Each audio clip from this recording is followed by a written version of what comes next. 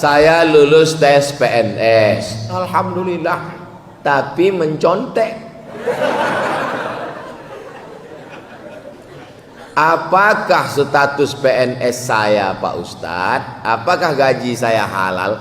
Kadang banyak jamaah kok sebenarnya nyolah tahu, cuma ingin menawa-nawa. Kira-kira Ustadz kok bisa nggak ada turun seketek? Kami selama belajar di Azhar tidak pernah mencontek sekalipun. Di Azhar kami tidak pernah mencontek sekalipun, tidak pernah mencontek. Hebat takwa Pak Ustaz.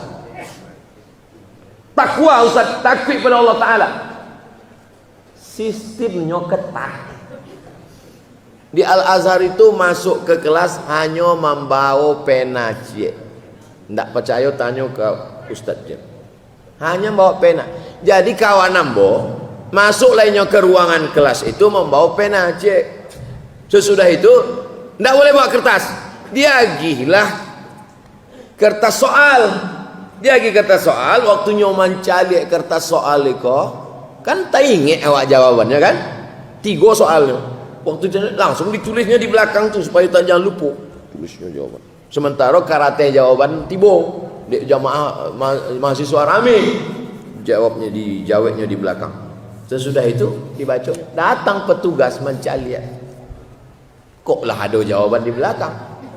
Dicabut visanya setahun. Maka tuan mahasiswa baru disampaikan itu Abdul Somad. Beko kalau masuk ruang ujian, maka jangan tulis jawaban di belakang, jangan tulis di kertas, jangan tulis. Beko waang kanai deportasi setahun. Jadi andalan awak apa? Menghafal mainge. Kalau tidak lulus setahun, beasiswa putui 25%. Tidak lulus 2 tahun, beasiswa berkurang 50%. Tidak lulus 3 tahun, DO. Tidak dikasih tiket pulang. Siap-siap membuat rakit dari Sungai Nil ke Sungai Siak.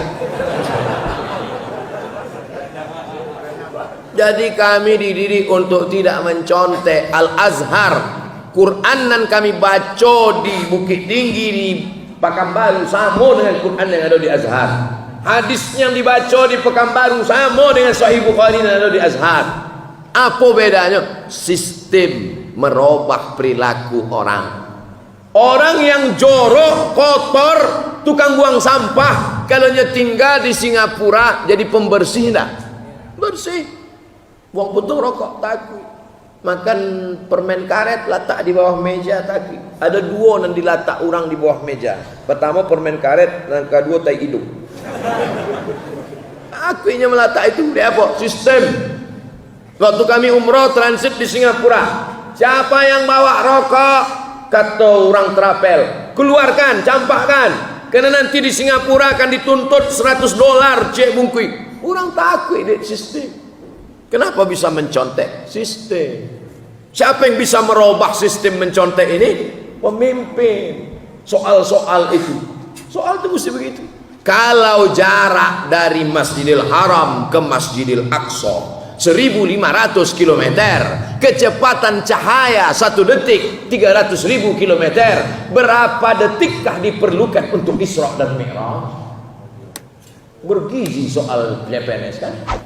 Ambil dulu CPNS enggak itu soalnya. Si A dengan si B, Tono, Tony dan Tini menjaga warnet. Tony menjaga di waktu pagi, Tini menjaga di waktu malam. Mereka tidak bisa bekerja sama karena pernah pacaran.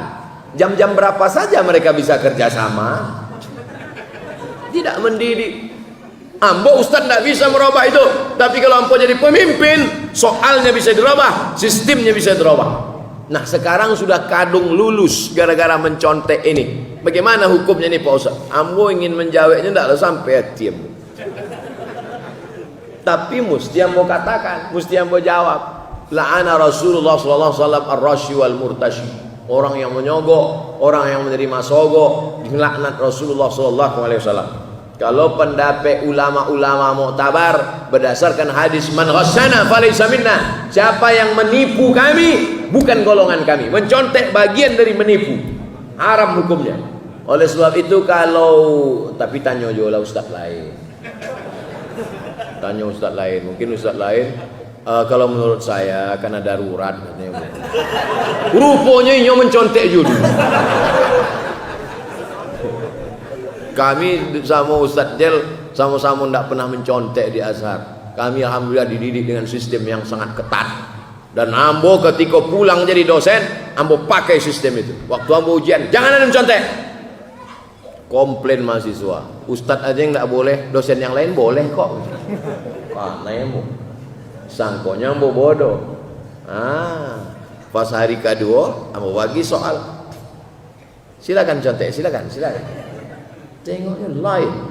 Ambo buat soalnya beda saja. Silakan contek, cari lah. Lain Pak, iyalah. Jadi bisa awak buat sistem. Itu jawaban tentang itu. Tidak ada tawar menawar. Kondisi sekarang dalam situasi panas. Tidak rasanya. Ampun, tidak ada terasa panas. Apa yang harus kita siapkan sebagai generasi muda? Generasi muda itu tidak usah terlalu muluk-muluk.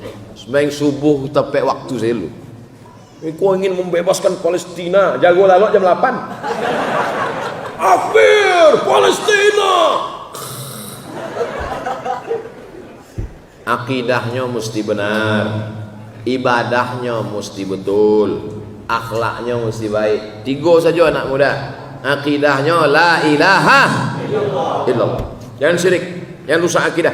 Yang kedua ibadah, sholat berjamaah, bangun subuh. Jangan sampai tidak sholat. Yang ketiga akhlak. Tidak ada guna ilmu banyak tidak berakhlakul karimah. Al adab fauqal ilmi, akhlak di atas ilmu. Dulu saya sering berbuat dosa dan meninggalkan sholat. Alhamdulillah setelah mendengar kajian-kajian Ustadz, saya sudah bertaubat. Tapi godaan semakin besar. Sekali-kali saya khilaf dan melakukan dosa. Apa itu tanda dosa saya belum diterima, doa saya belum diterima Allah Pak Ustadz? Nyon tak jaleh tak dosa apa? Ambo kalau pertanyaannya jaleh, ambo jawab jaleh. Kalau ndak jaleh, ambo jawab indak jaleh. Jadi kalau dosanya misalnya sabu-sabu, itu bisa mendaftarkan ke BNN insyaallah. Coba jalehkan dosanya apa? Dosa ambo menipu orang buya, bisa ambo jalehkan. Dosa ambo pacaran, nikah, tidak ada solusi. Tapi kalau dia umum, maka berusaha melepaskan diri dari dosa. Dosa anak muda ini tidak banyak. Pacaran, narkoba, pergaulan bebas, itu saja. Lepaskan. Komunitas ini sangat penting, pergaulan sangat penting. Kalau ada orang mengatakan jangan pilih-pilih kawan, wajib pilih-pilih kawan. Karena kawan itu besar pengaruhnya. Yang sudah membuat komunitas-komunitas anak muda ini istiqomah. Hijrah, istiqomah, husnul khatimah. Sepaket itu. Hijrah, sesudah hijrah, istiqomah, habis itu husnul khatimah. Itu yang dapat Ambo sampaikan malam ini.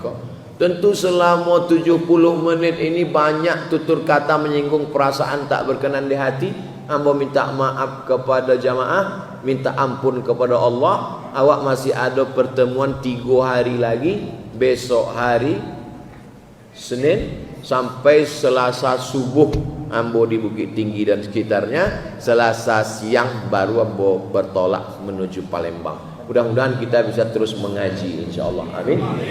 Terima kasih banyak. Mohon maaf segala kesilapan. Ambo kembalikan lagi ke moderator. Wassalamualaikum warahmatullahi wabarakatuh.